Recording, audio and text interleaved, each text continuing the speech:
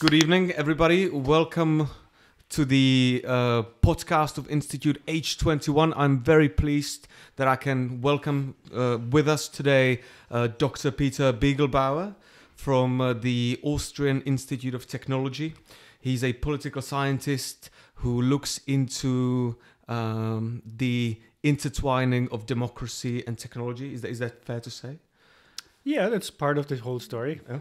We'll probably get to the other parts as well. And actually, the very first thing that I wanted to ask you was whether you've been to Prague and how you're enjoying the city and so on. But then I noticed that you actually spent some time teaching here. Is that right? Is that a little bit? Yes. 15 years ago, I have been teaching a course on democracy and participation at Charles University, which was a good experience, but it is a long time ago. How long ago was that? I think it was actually really in 2006. Yeah. So yeah. And do you feel a difference between Czech students and Austrian students when you teach? It's difficult to say because I would have to compare the student cohorts from then in Austria and in the Czech Republic. Back then, I had the feeling that the Czech students were very, very diligent, had a lot of knowledge, and they were a little bit less likely to discuss with me openly and critically what I was saying. Interesting. Like in turn, as in they were shy. Do you think, or just unwilling to go into the discussions? I'm not sure. I think they were a little bit shy. So I don't know what the actual reason was. That's actually one of the things that comes up quite often. That when people from the Czech Republic learn English, they take ages before they say a sentence, even though it's perfectly grammatically correct. Whereas, say, Italians just go on regardless. And it's an interesting trade-off between these two: the quality versus shyness. Anyhow, one of the things that struck me as very interesting is that you are a political scientist or a sociologist or more, however you work at an institute of technology. And I think until fairly recently, it might have been considered quite strange that, say, humanities or social sciences would intersect with technology, but now it seems more and more relevant. When was the first time that you started noticing this beginning of the sort of multidisciplinary approach to how technology actually impacts society, democracy, politics, and so on?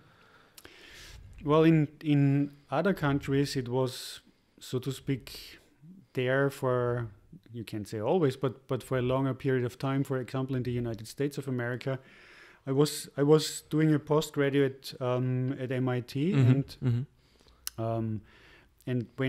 I was also there at the political science department. Yeah.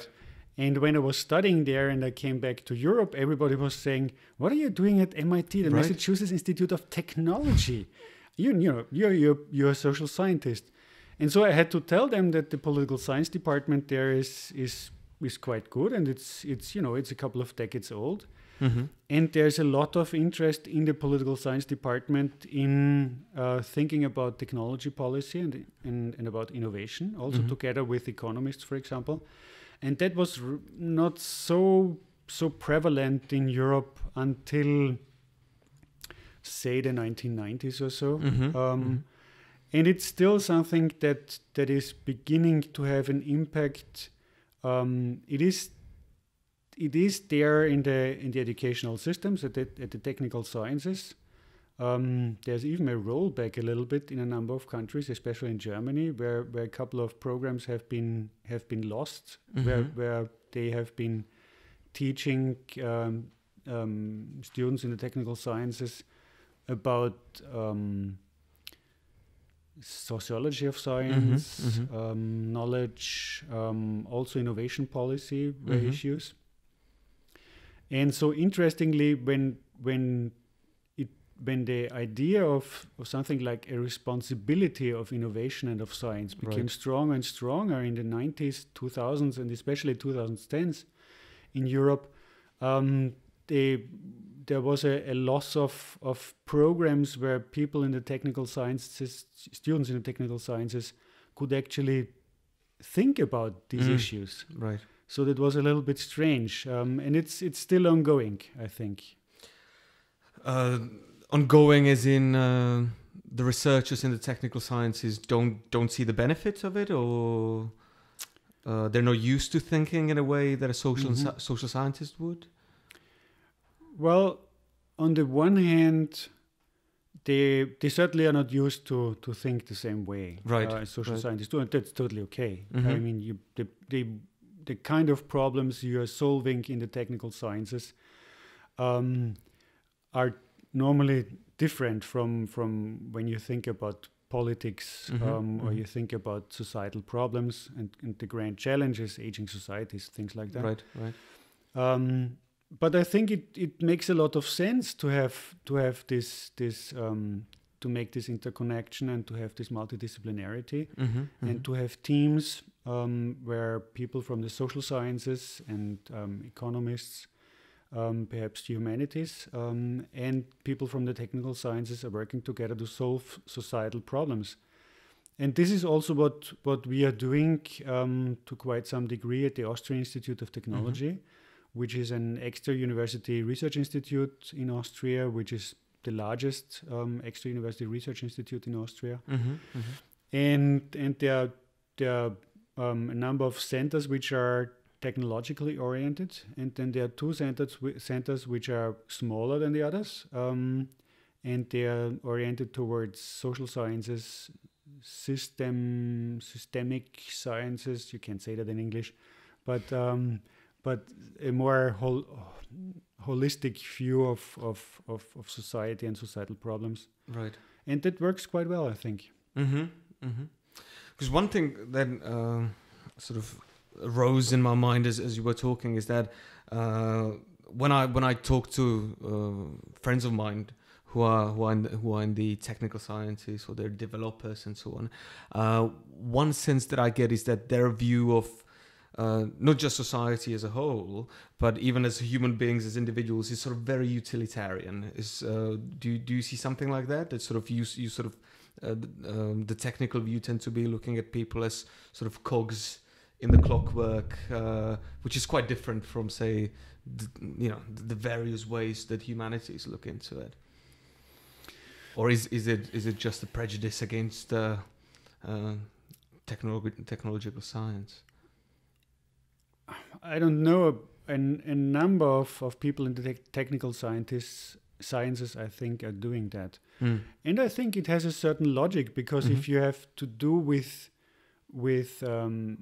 contraptions, with machinery of some sorts, then you probably would look at the whole world as something, as a big machine. Right.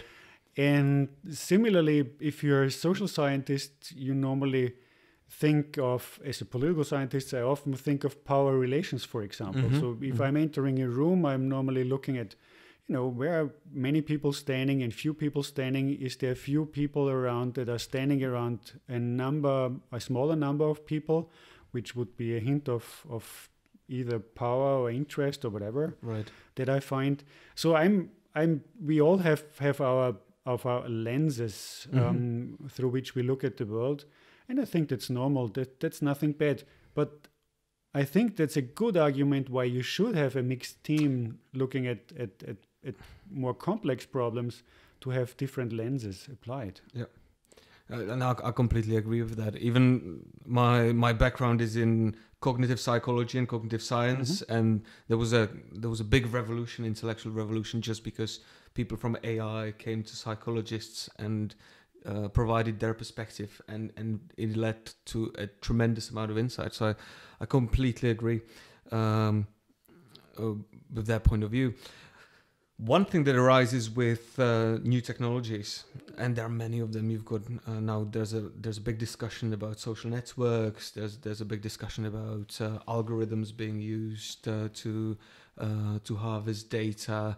and then influence, say, elections or other processes. Also, there's talk about the generalized artificial intelligence that may even have larger capacity than human intelligence. And I see sort of two major streams.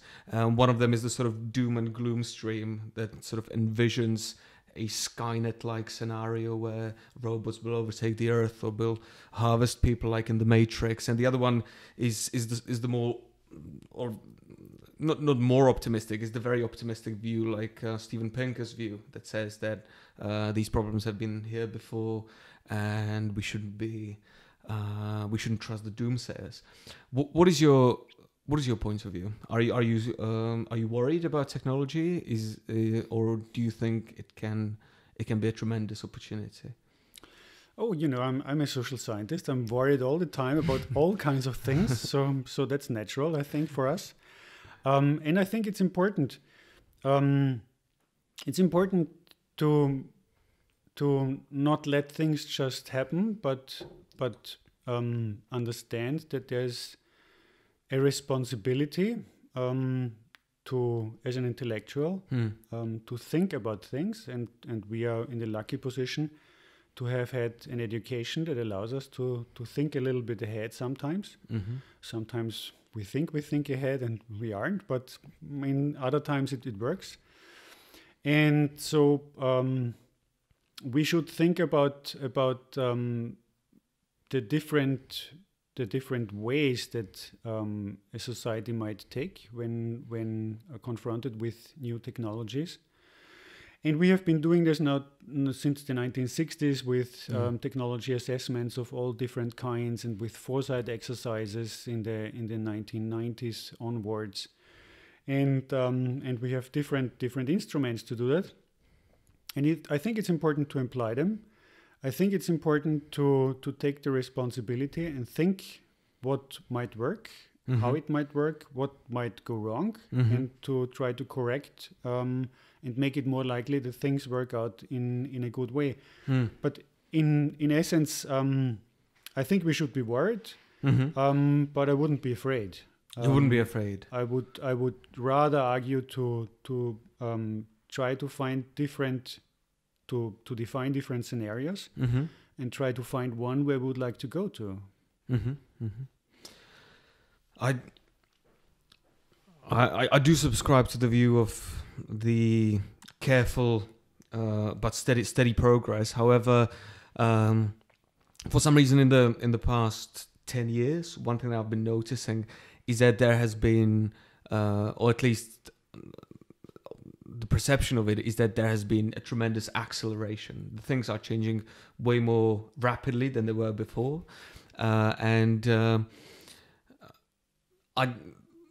While in the past, I understand that the sort of the test and try and then implement scenario would work.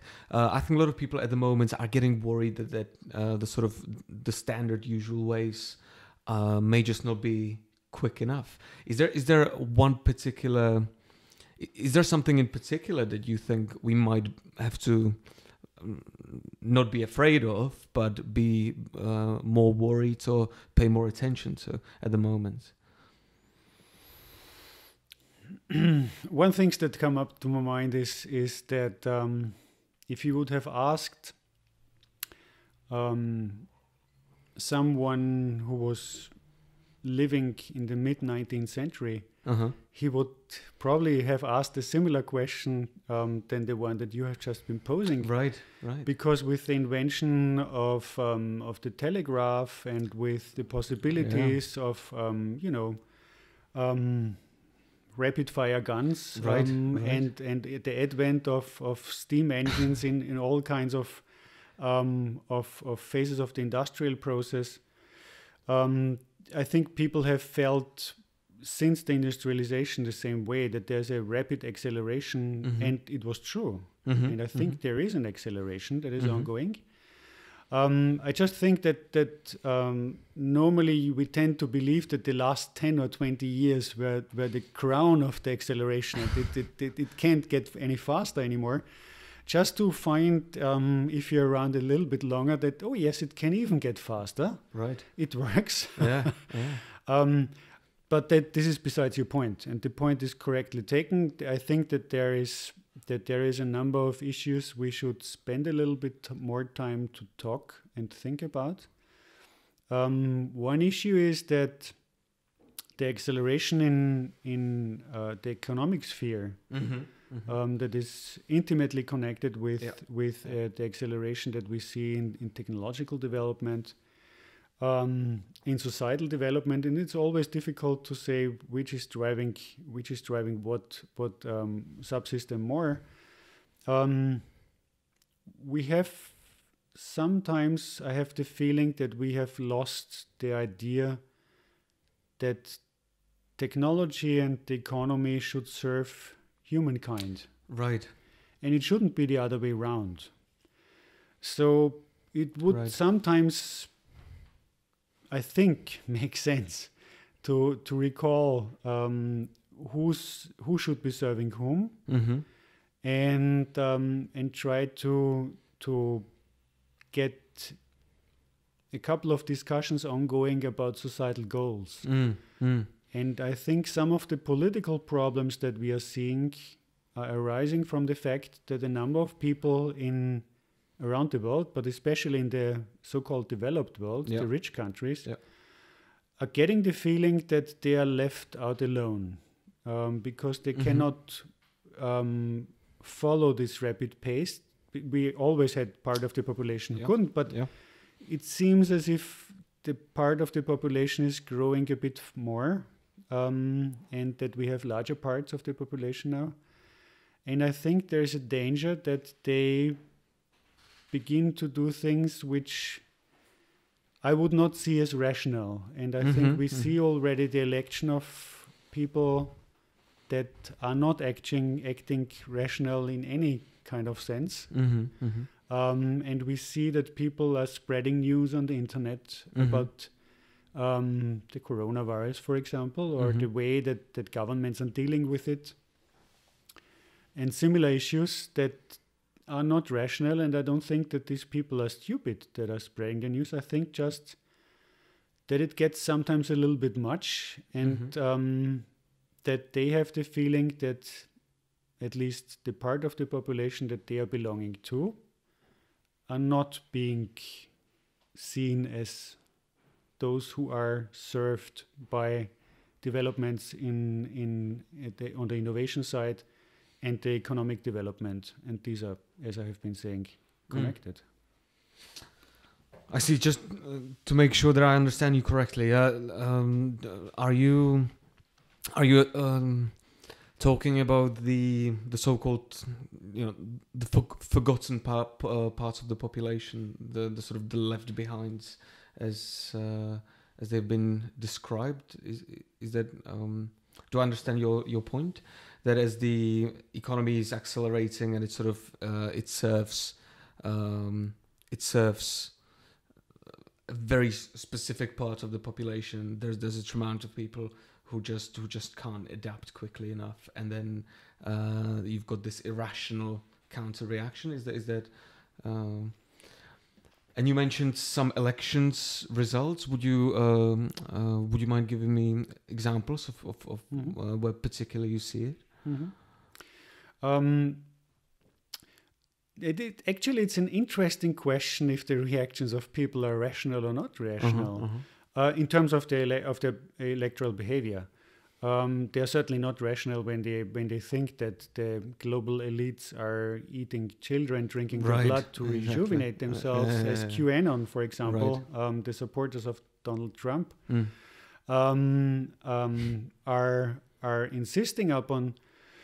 But the electoral behavior, it's a bit more difficult there, because if you have the feeling, the strong feeling that you're left behind, then the question is, if you have been voting for the left in the 1980s and the 1990s, and then you might have had the feeling at one point, well, it didn't help you, and then you might have voted for the far right, and you might have gotten the feeling over the next 10 or 20 years, well, they didn't really advance your cause also. Then what are you doing next? Well, it might be that you are voting for a billionaire who's promising to be actually one of yours and protecting your interests, even if you might actually be someone who has not much money, not much education, and in danger of losing your job if you haven't done it in any case.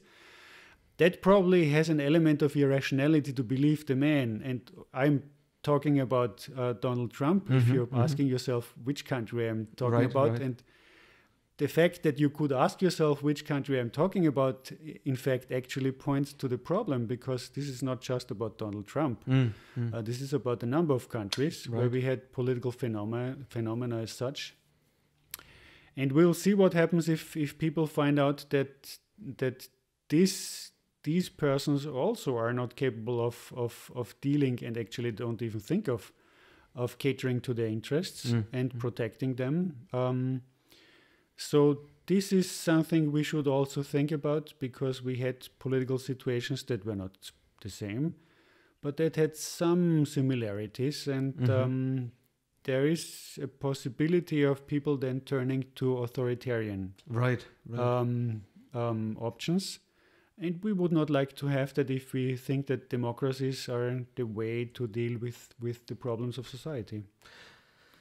I completely agree. The one thing that just comes to mind is that there seems to be a certain paradox, because on the one hand, a vast swaths of the populations are voting, say, for particular leaders that at least on the face of it seem to endanger the democratic roots of the countries. However, and that's a question that arises even here in the Czech Republic.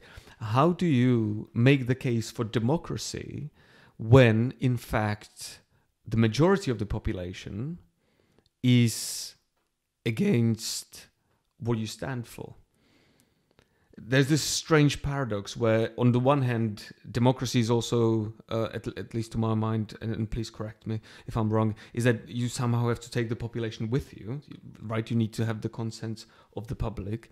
But then on the other hand, a lot of the people who are screaming that there are new authoritarians on the horizons do not have the support of the public. And there seems to be a certain distrust towards... I hate to use this word, but the elites and so on. What do you think is the cause of this underlying distrust, and then even when which then manifests itself in a way that people turn to a billionaire or a Eton graduate or people that you wouldn't expect they would turn to? Well, there's a long history about Eton graduates running the country in the United Kingdom. But I take your point, obviously.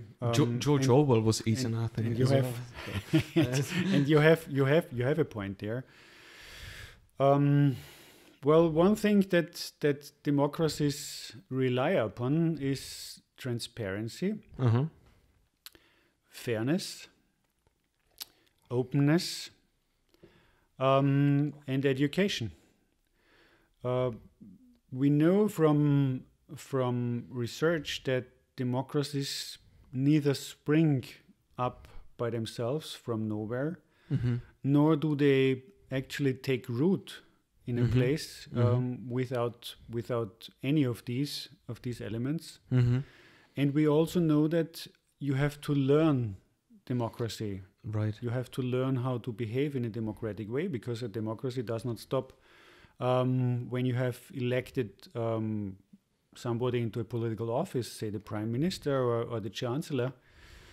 It actually does not stop there at all, because then you go home and then you might have a family, and who's asking whom there about the ways that your family would like to do things, run their life, go on holiday in this or another place.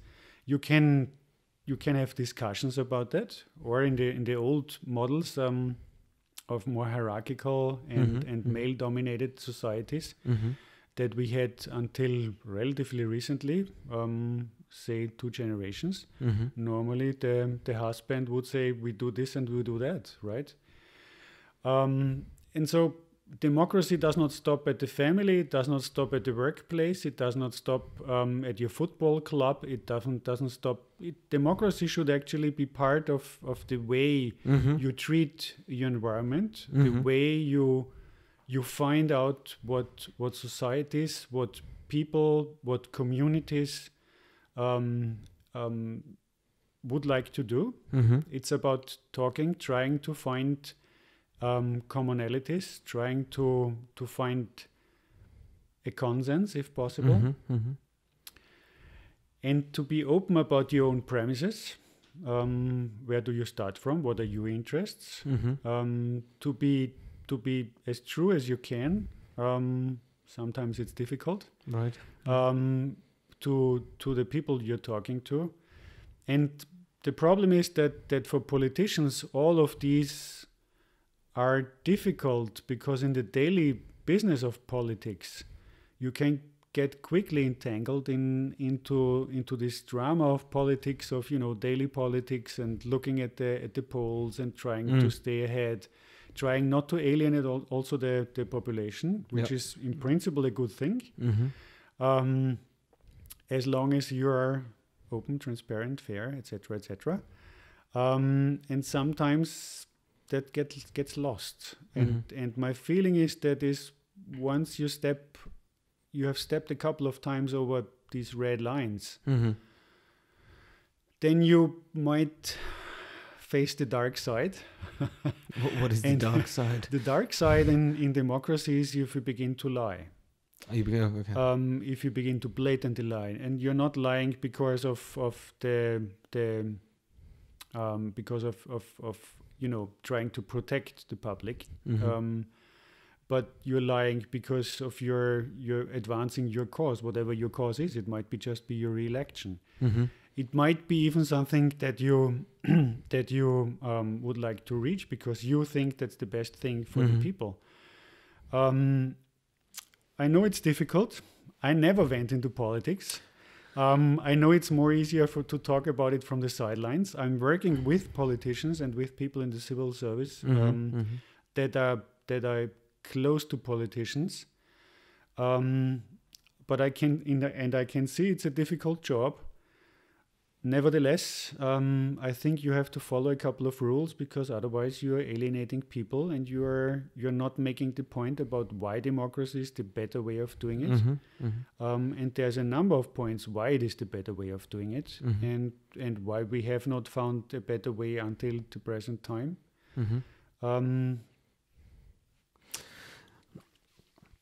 Yeah, I really resonated with your point that democracy never grows spontaneously. It is sort of, we always have to sort of push against the entropy of things and maintain it actively. And the other thing that I noticed in your presentation is that you speak about the book by Francis Fukuyama, The End of History, where he predicted that liberal democracy is going to be the way, and from now on there won't have to be any talk of whether authoritarians are going to take over, because we have found the way. For some reason it seems like history is striking back somehow. Like history is making a comeback these days. Many people are worried about the future of democracy. Many people worry about whether this is the sort of silence before the storm where things may go awry. Do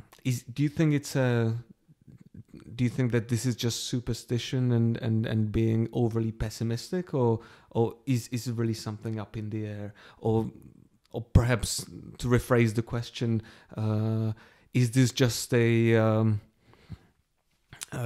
little bump on the road that was outlined by Fukuyama, or was he actually, did he get it wrong? the article and later book by Francis Fukuyama, that was really very interesting, because at that time I was a student in the United States, and when it came out, and we had lots of discussions, and it was very interesting to see that whilst many of my friends in the United States bought completely into the book, and were very euphoric. My European friends were much more careful, especially the German-speaking part, because they always said, well, this is just like a black and white picture of how history works, and this is not the kind of history that we have in mind when we are talking to our grandparents, when we hear about the stories of the world wars and the way how the Nazis rose to power, or the communists in the eastern part of Europe. And so I was always a little bit skeptical about it. I like the argument; it's very nice, but I never truly believed in it, I fear. No, I don't think it's a bump on the way. There is a clear and present danger. Parts of the European Union are not run in a democratic way anymore. In Hungary, I would not speak of a democracy anymore, of a full-fledged democracy. At the very moment when you have no freedom of the press anymore, a democracy begins to die. And this is what Viktor Orban pulled off. It took him a couple of years to first cut off the economic basis of the press, of television stations. He very quickly had sacked public television, but that's you can do that quickly if you have power and the absolute majority. It took longer for the independent press, but he now has managed to sack most of them. And if you speak to Hungarians, they really have a problem to get to what I would believe independent, neutral news about the world. And the number of people who actually think that George Soros is a puppet master of the Jewish revolution and working together with the Freemasons and whatever, I don't know, is impressive. So I think the damage has been done in this country, and it's not the only one.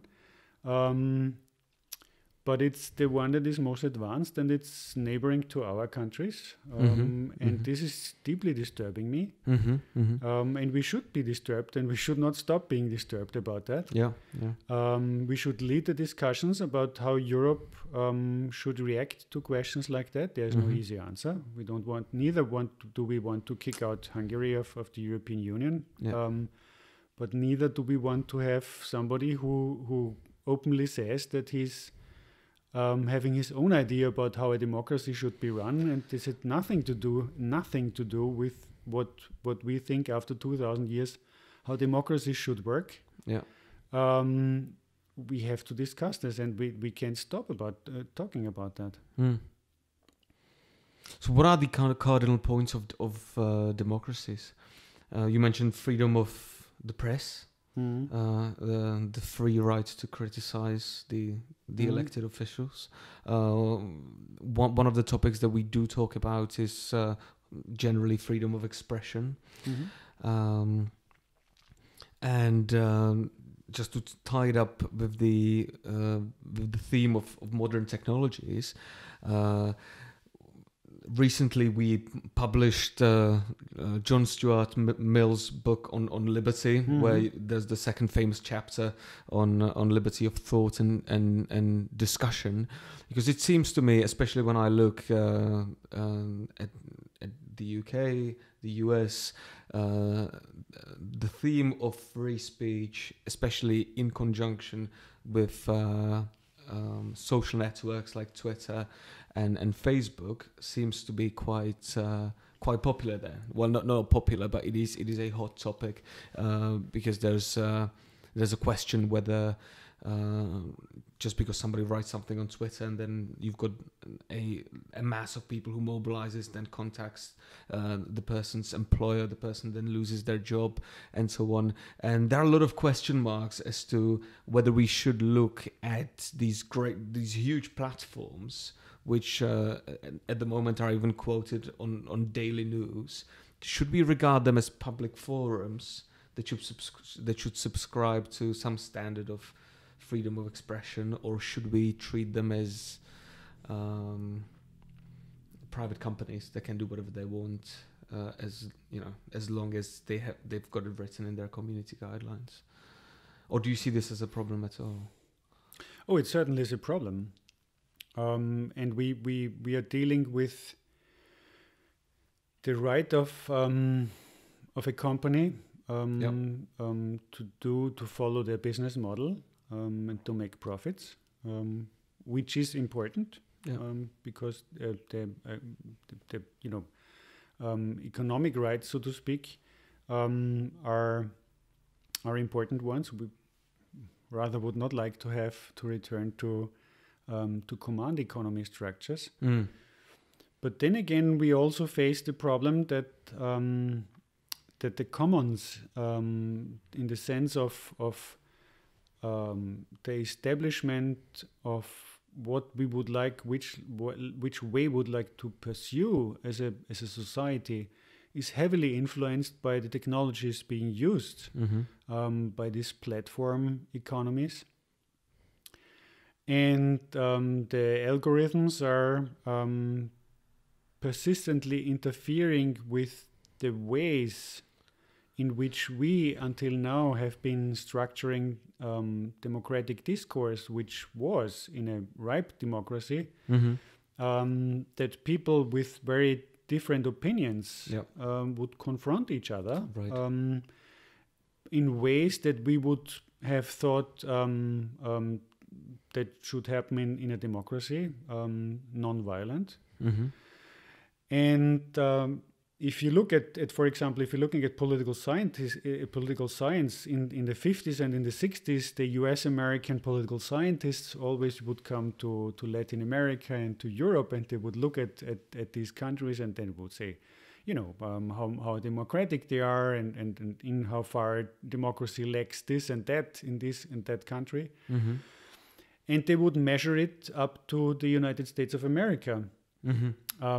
As the golden standard? As the golden standard. Okay. Up to a degree, that was correct, because the United States of America probably was one of the most democratic countries at that point in time, in the sense that the civic liberties were absolutely enshrined, at least for the largest part of the population, or for a larger part of the population. Right. We know that because of racism, the South, etc., this was not completely the case. But nevertheless, in comparison, it was very democratic. And in the 70s, they were very heavily criticized for that, because people said, well, this is all America-centric. Why shouldn't we think about different forms of democracy? And in fact, we found that other ways of organizing democracy was possible. For example, in Europe, we had small countries like Sweden, Netherlands, Austria, Belgium, but also other countries who were organizing democracies in a very different way, and also had the civic liberties more and more secured, and there was free public discussion over the divides of worldviews and parties. And this was what really was so much different in the 50s and 60s between the United States of America and the rest of the world, that you had that there in a civic non-violent way. And we barely had that in Europe, because we had more differences along income, education, gender, race, whatever, than the US Americans would have, arguably. That changed over time, and in the 80s and in the 90s, we thought we actually were there, more or less. So we were getting there slowly. We had more gender equality. We had relatively more equality between people from different races and so forth. only to find that in the 2000s and 2010s especially, we are turning back again the clock, and we see this radicalization, which has to do also, amongst other issues, with the technological basis and the business models of the platform economies, with the algorithms that are creating the social bubbles. So everybody stays within a social bubble. If I'm a leftist, I'm reading all the time the things that cater to my worldview, and I see all the time news just as all foreigners are great. It's so important that that there's no income inequality. And if I'm from the right wing, I read that I'm really not every left winger is saying that foreigners are great. No, every right winger is saying that foreigners are bad. Sure, yeah. I'm just trying to make an argument. Of course. Please excuse me. No worries. There's but it's just, you're reading what Facebook is providing to you, and you're saying, well, this is what I always have been saying for decades, and people have been laughing at me. And now I see it here all the time. Yeah. So it really is catering to your worldview. It's more likely to make your views more extreme. And in the end, you're not ready to talk to anyone else, because you're so convinced that you absolutely are right in what you have and what you ever have been thinking, that you perhaps even begin to despise the other side. Right. Yeah. And you begin to think that these people are utterly stupid. This is the nice variant of it. And it might turn to violence even. And you can see, if you follow what has been happening over the last 10 years, and technology is only part of the whole story, obviously. Not everything is the fault of Facebook that ever has happened in the last 10 years in the political world and gone wrong there. Yeah. But they have their part in there. So we have to think about ways in which we can compare the goods, the importance of doing what you have to do in order to sustain a business, versus to sustain a democracy, and to do what you have to do to sustain the democracy. Yeah, we have to rate which is the higher good, without destroying one or the other. Well, what would be, because the polarization cycle, the best way to get your attention is to serve you something you agree with, or is just a little bit more extreme that you already believe in. That is baneful, I think, and it really worries me myself, because I'm, as a psychologist, even looking at cognitive processes, one thing that is absolutely fundamental is that we do construct reality from inside, because the complexity cannot be taken in all at once. So we have to have a particular workable model, and which in one way or another will always be fallible. So I see actually the role of public discourse and good, constructive and heterodox discussion extremely important, because we need to have this exchange so that one side can point out my mistakes and I can point out the mistakes of the other side, and so on. And it really worries me that at the moment the mechanism seems to be dysfunctional.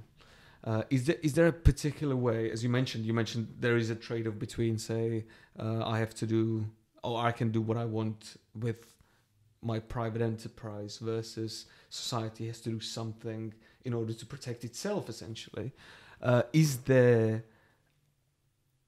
a particular policy or regulation that you have looked into or have in mind that could help and that could take this trade-off into account? There are the less popular and the more popular ways of dealing with it, I think.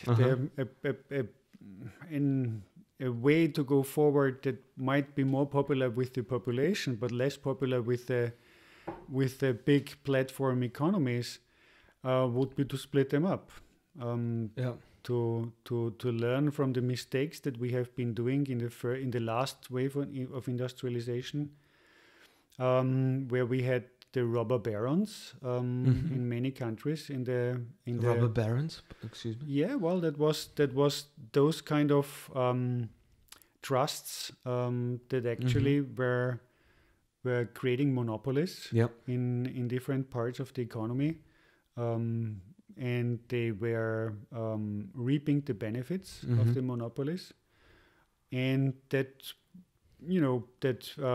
meant that the consumers would have to pay the price, that the workers would pay the price.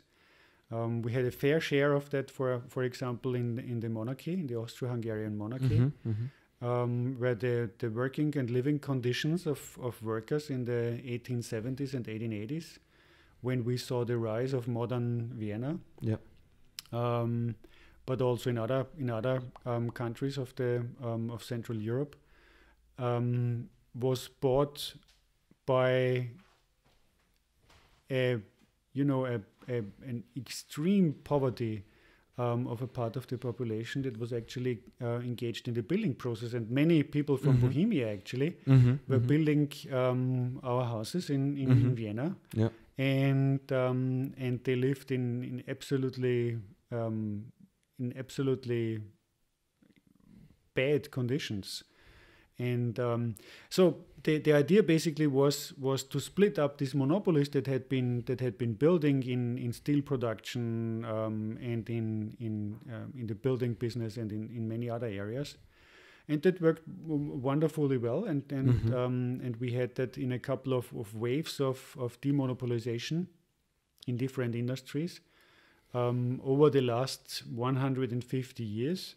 So I cannot really fully understand why we have not been going ahead with these lections that we have learned and drew the lessons, in the sense that if somebody begins to dominate a market, such as the platform economy companies, Google, Apple, Facebook, Amazon has been doing, why we do not split them up. Of course, they hate the idea because they're making great profits, and the richest persons in the world now are to be found amongst the GAFA companies. The richest man is Jeff Bezos.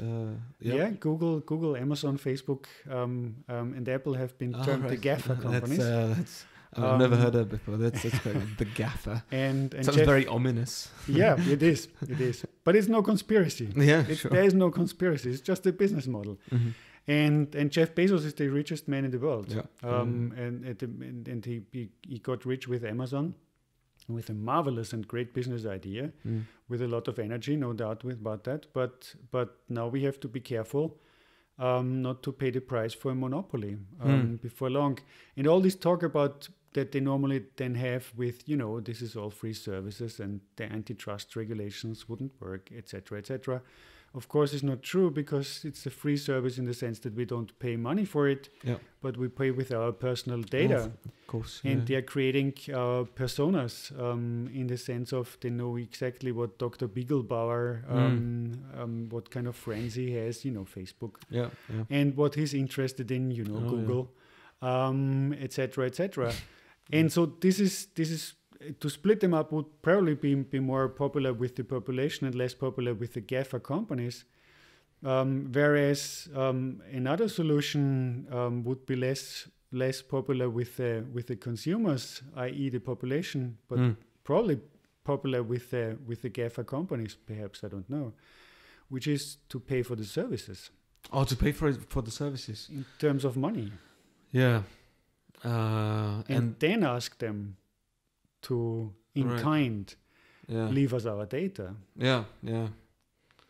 I don't think anybody would go for that at the moment. Can you imagine forcing people to pay for Facebook? There would be another grievance on the top of all the other ones. And I can see it was split. I clearly see the problem of monopolies and big trusts as something that can dominate the market. And it is the classic market failure, monopolies. And I can see how splitting up of, say, Amazon would work, even Google, I think that would work. But how would you split up network companies like Facebook, right? Because one of the perks of Facebook is that everybody's on there, right? The value increases with scale. Whereas if you had, 20 different little Facebooks, every the cliche that the sum is bigger than the sum of its parts is true when it comes to Facebook, because one of the good things about it is that if I go on there, I can count that perhaps most of my friends are there also.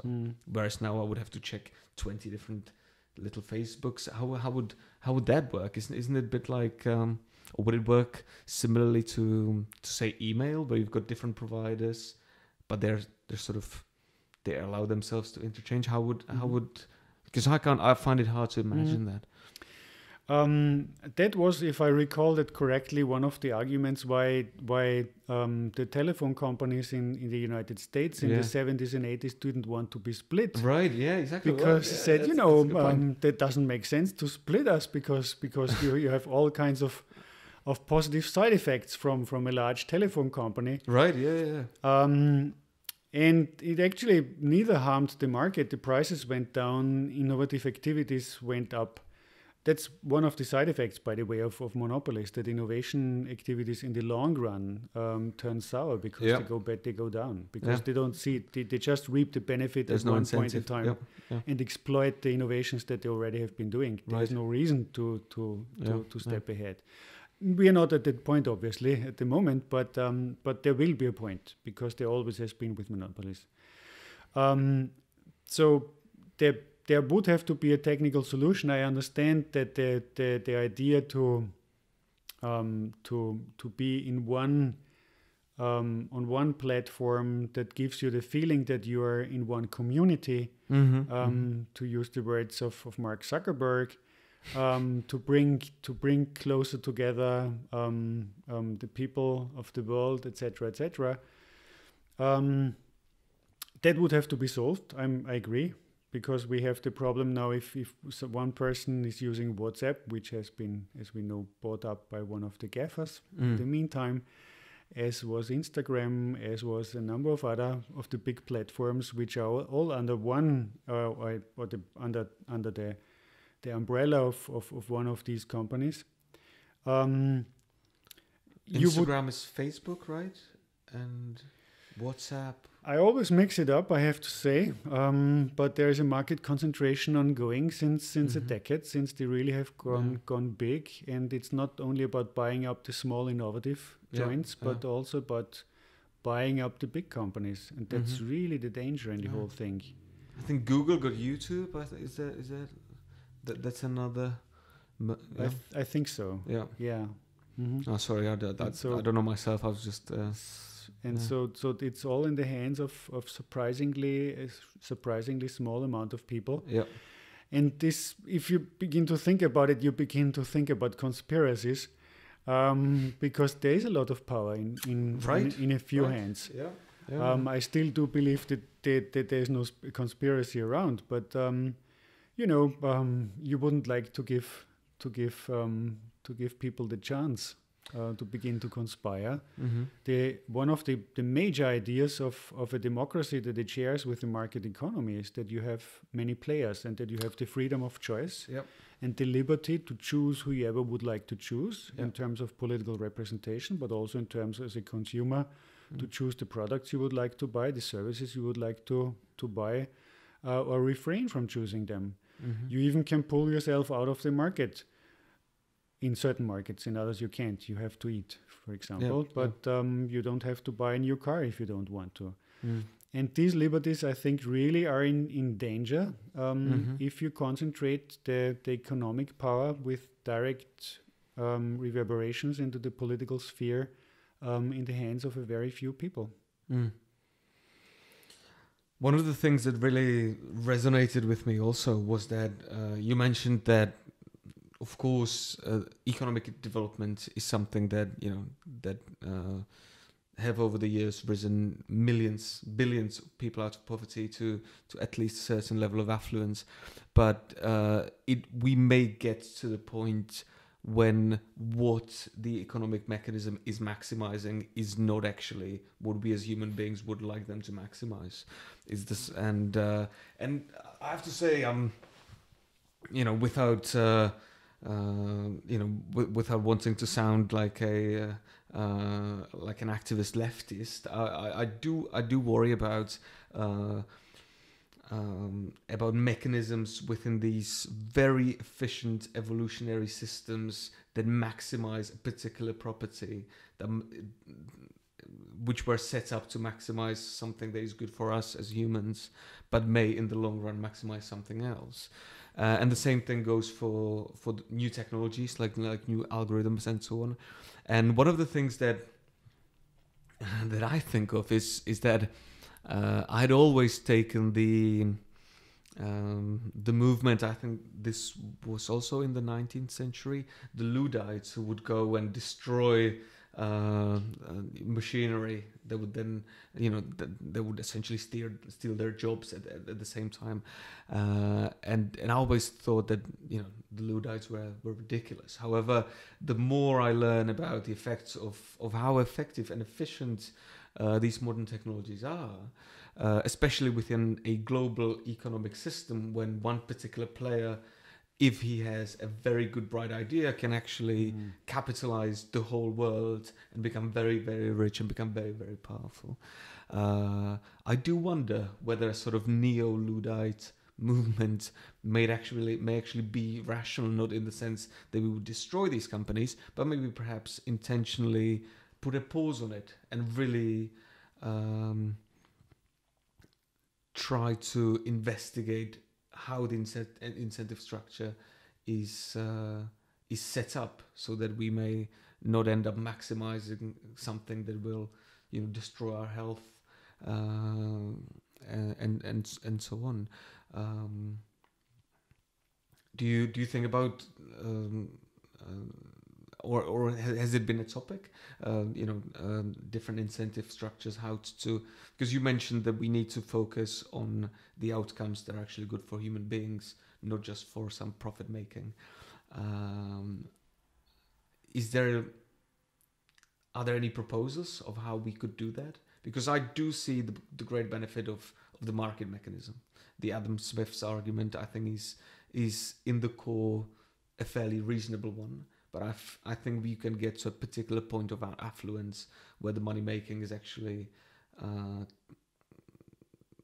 can do things like hijacking humans' attention just to get more out of them, right? And we don't want our psychology to be hijacked just to maximize a particular variable that does nothing to us and in fact is worsening our condition. Are there any concrete examples? Because I find it's a very hard problem. Well, it certainly is. This leads me back to the beginning of our discussion when we were talking about how we sometimes are in danger of losing sight on the fact that at the center of our attention should be humans. And I do not also hesitate to say that we are talking about humans. We also have to care about other forms of life on the planet, which at the moment we completely ignore. We hear that in the last couple of decades we have eradicating 2/3 of animal wildlife on the planet. Then this is absolutely shocking. And something that may go on but will destroy us ultimately. So it certainly should not go on. And it has to do with the style of that we are running our economies, obviously. We are not taking care about the negative side effects of our economic activities. We're not taking care enough about it. There are a number of people who have been thinking and writing about that. And I think that a number of governments have begun to understood, not the least because of Fridays for Future and similar movements that have been existing now for the last 1 or 2 decades, that they have to do something about it. I mean, if you think about climate warming is endangering life on Earth, basically. I mean, at least human life on Earth, or the life of hundreds and millions, or perhaps even billions of people. And we can see that they're already dying. There are people already dying as a direct cause of climate warming, and many more because of indirectly because of climate warming. If you think about armed conflicts that are springing. Springing up in areas where you have problems with sustaining livelihood, for people. And this has something to do with our production of CO2, for example, the greenhouse gas problem, and this has something to do with the ways we are using technologies to produce things, products and services, and our lifestyles, which is not sustainable.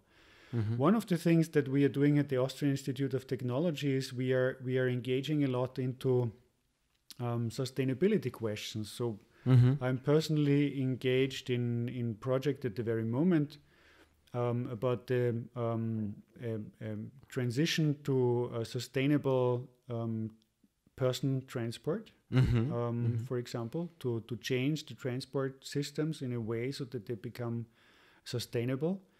I was engaged until 2 months ago into a project that similarly was looking into the possibilities on the side of energy, on experimentation on the side of regulation of energy, the energy sector. I'm involved in projects. In one project, I was involved about the labor market, inspiring entrepreneurship, also for non-profits, for jobless people. So there's a lot of activities ongoing just in our institute.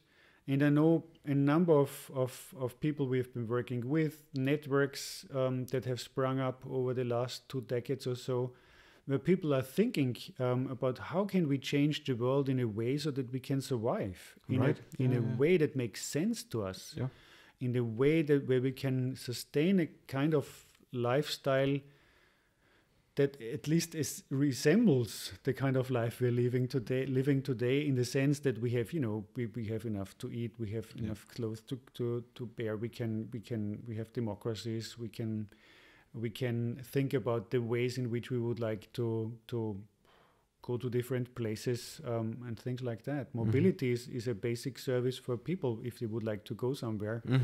And dictatorships and authoritarian systems, one of the things that they're doing normally is they're restricting the mobility of people because they don't want them to travel, at least not abroad. So these freedoms we would like to keep, and it's difficult to see if we just go ahead with the things that we are doing that we can keep that, because before long we will lose the economic sustainability. We will lose directly linked to that the political sustainability of democracies. So there is things we should certainly do. In Europe, luckily, we have the European Union where we can lead these discussions on the European level. Not that we are absolutely successful in finding solutions there, but the first argument that you hear if you go to the nation-state level is that each nation-state government would normally say, well, this is the nation-state and we are so small. Even the Germans are saying that, or the British or the Japanese or whoever you take. It's just us. You have to talk about it on the continental, on the global level. So in Europe, we don't have that excuse because we have the continental level with the European Union, and we're discussing there what we can do. And we have the goals there to reduce the greenhouse emissions. They are quite ambitious. As Greta Thunberg is saying, rightly so, they are not ambitious enough. But it is a good first step, I think.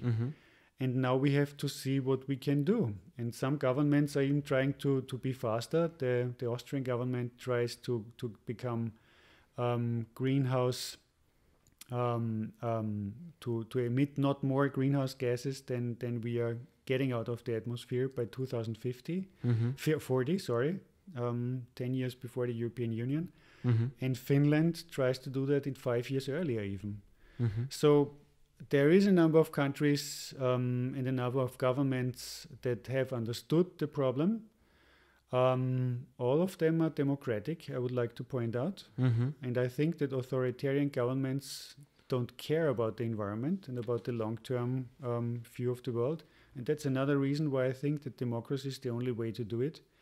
You even can see that with Donald Trump and his ilk.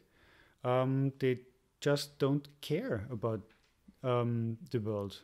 They don't care about it. They went out of the Paris Agreement to limit the greenhouse gas emissions, and they,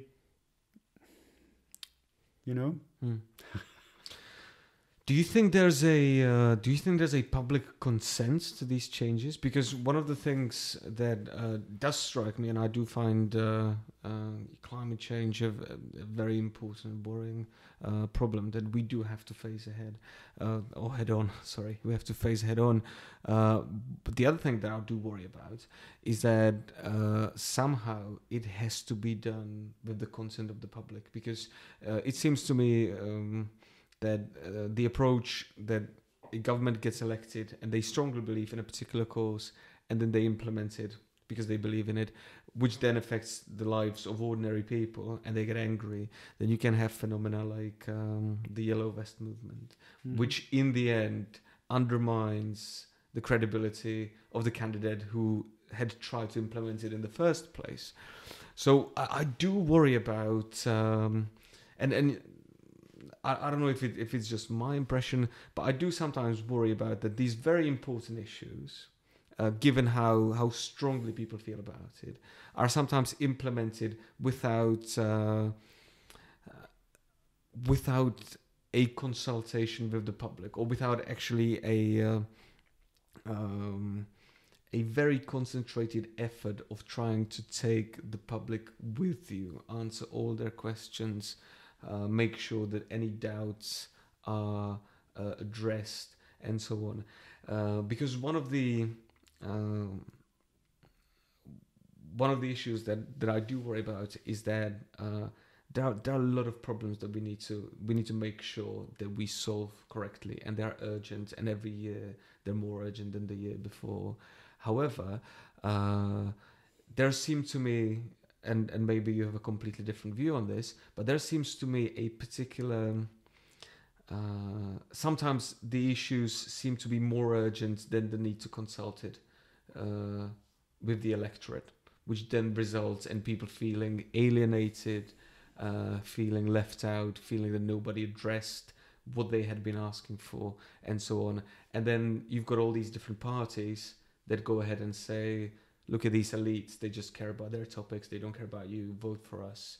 We will be the ones, who will care about the people, because most of the so-called populist movements nowadays, I mean, that's their shtick, right? That's one of the biggest platitudes that they use is, we speak for you, right?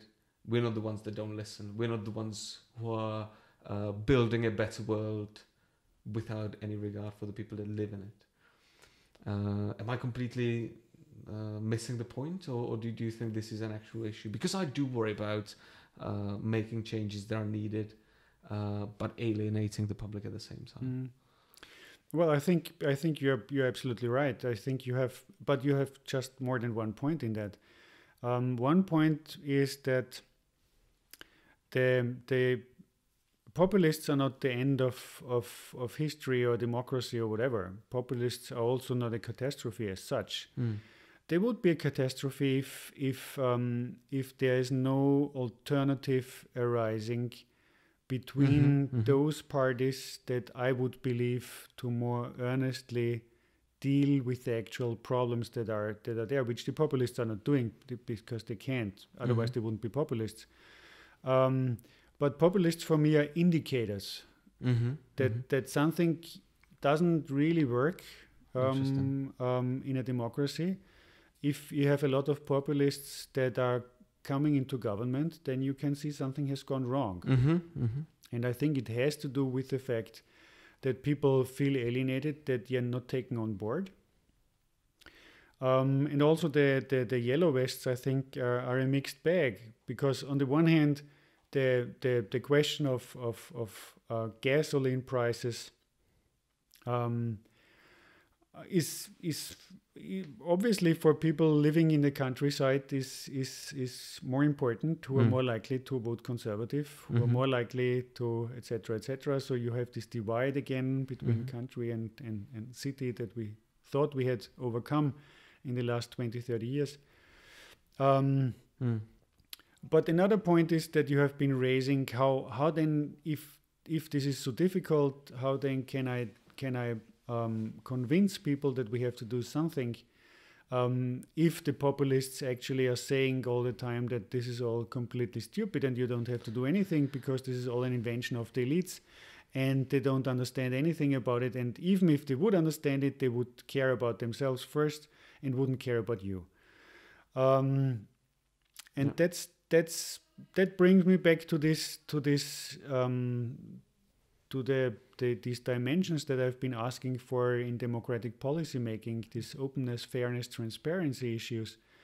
I think first of all you have to be upfront with the people. You don't have to because my feeling is that some politicians are trying to and even Donald Trump says he did that with the COVID measures. If you have been following the papers in the last couple of days, when he was by Bob Woodward in this interview, when he has been saying that in February he had already known that COVID was really dangerous, but in public he had been saying it's not dangerous at all, and he did it just to protect the people. Now, I don't know if this is right, if this was the reason why he did it, but certainly politicians often feel the urge to protect people. Yeah. Even politicians where you not necessarily would think that they do. And this is, I don't think this is not the way to do it. You have to be open. If there's a danger, you have to openly speak about it. And if people are scared, then you have to try to talk about their fears. You have to talk about them. I mean, you're from psychology.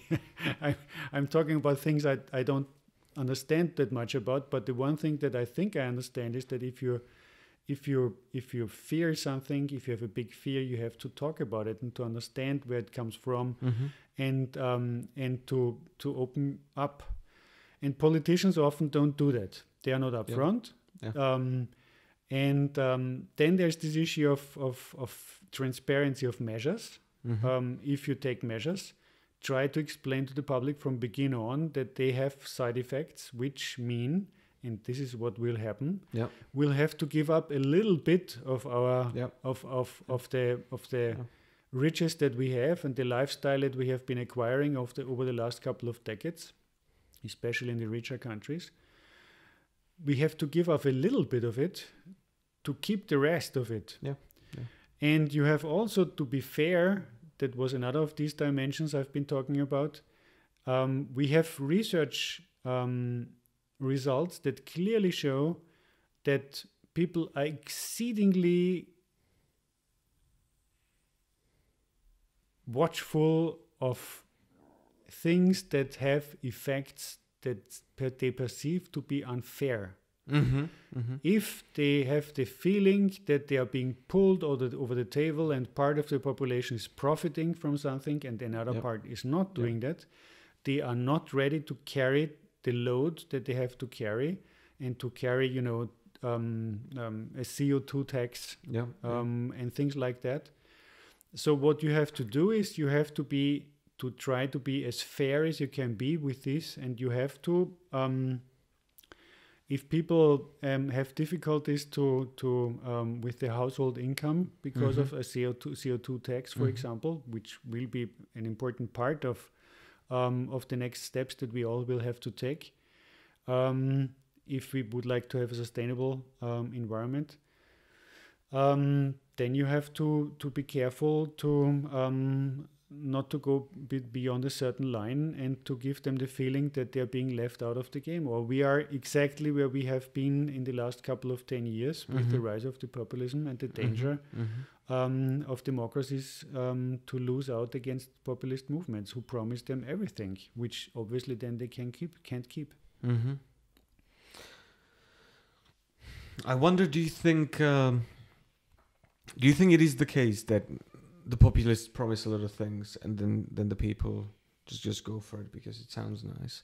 Or do you think it's because, as you mentioned, there is a certain, how would I say it, sort of a need for self-reflection, even among the parties that wouldn't be called populists, because they perhaps were treating the public unfairly, or they were not exactly honest with the public. One example that I have in mind is that I remember in 2015 when we had the migration crisis, I remember that in my circles it was extremely hard to talk about any kind of risks linked to migration. Because if anybody were to say that there might be, say, a particular rise in crime under special circumstances, as we saw, say, in the UK and so on, even this fairly minute objection was at the same time, or all of a sudden, classified as somehow supporting the extremist far-right parties that are fear-mongering and so on. And to be fair, at that time, I did feel somewhat disappointed by intellectuals, because it felt dishonest. I felt that their argument overall was on the winning side, that there's a humane... there's a humane imperative to help people who are in need. But I felt that completely disregard any talk of risks and potential dangers was A, dishonest, and B, counterproductive, because it then drove the population to the people who were very unpleasant, but at least they were the only ones who were talking about it. Do you think that might be the part of it also? That it's not only just the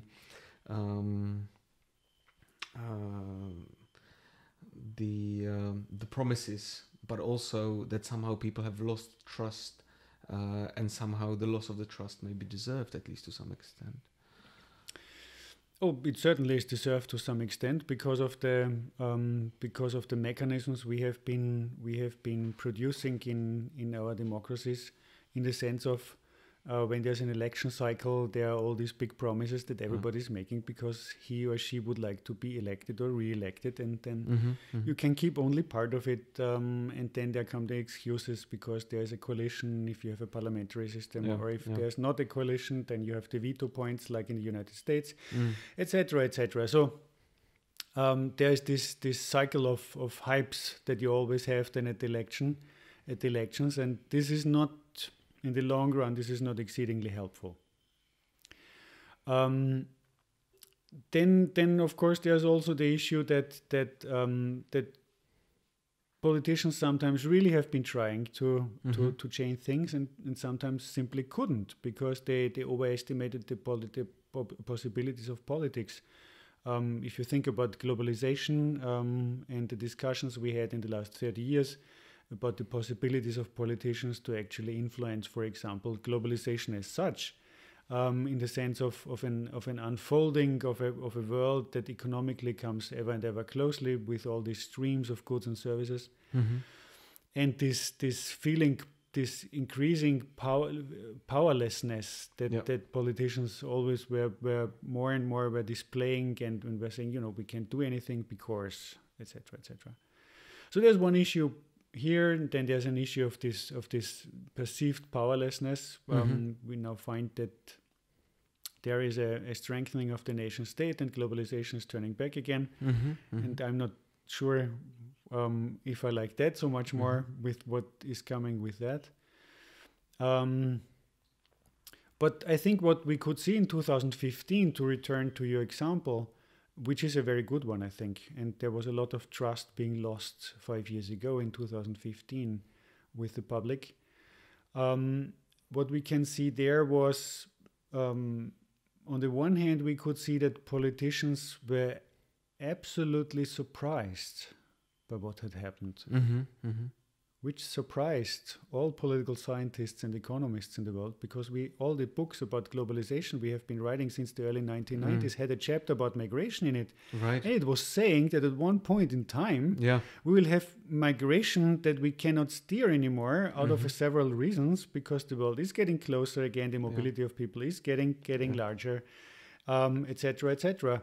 And so the surprise was on both sides, science and politicians. Right, but different in different directions. In very different ways.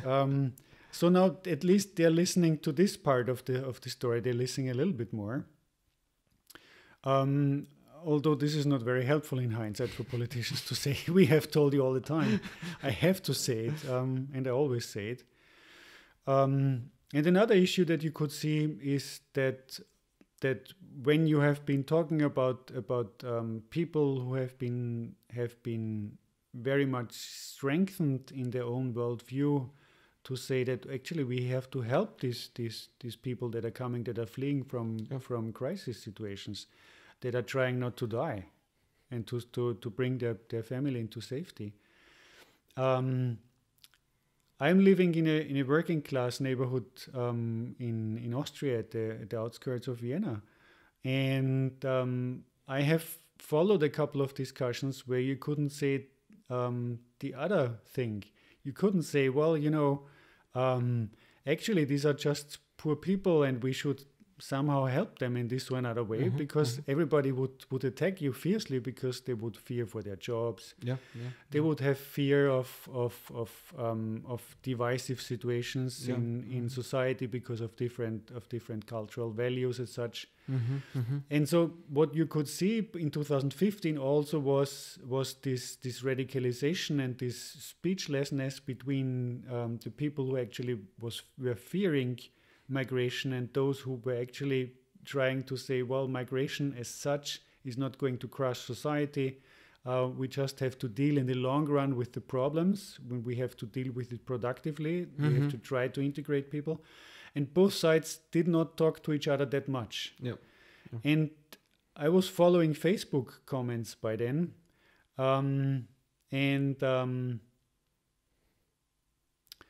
And I was so shocked. I saw comments by people that were really, there were atrocities that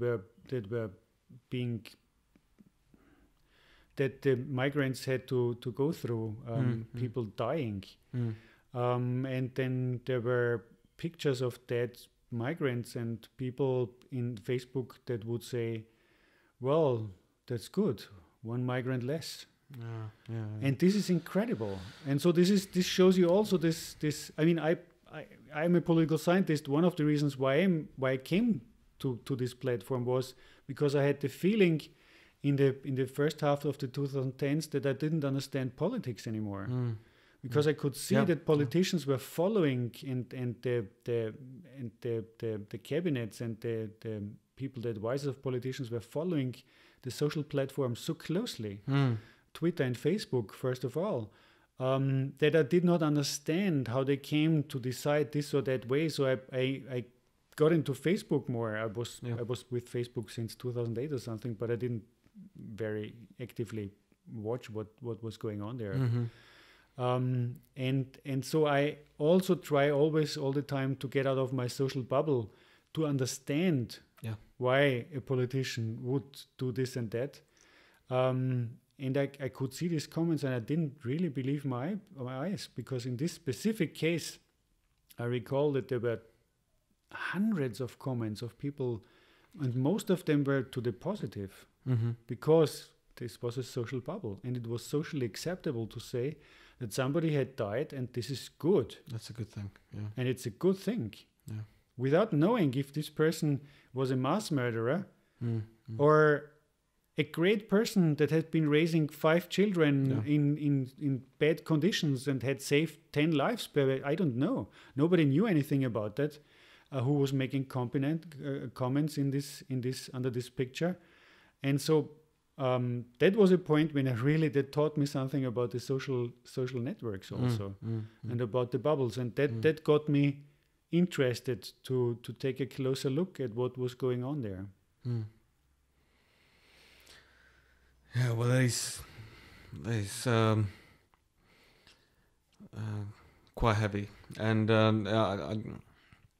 I do remember experiencing exactly this, both here on the Czech side and in the UK where I was studying in 2015. Dr. Biegelbauer, it's I would love to continue because the time has flown by, and especially now when we have when we've got to this particular topic, I've got about 1 million questions. However, we have passed the 90-minute mark, and we have a dinner to go to. So I would like to thank you very much for for being in the podcast. And I really look forward to your talk tomorrow at the symposium. Thank you very much.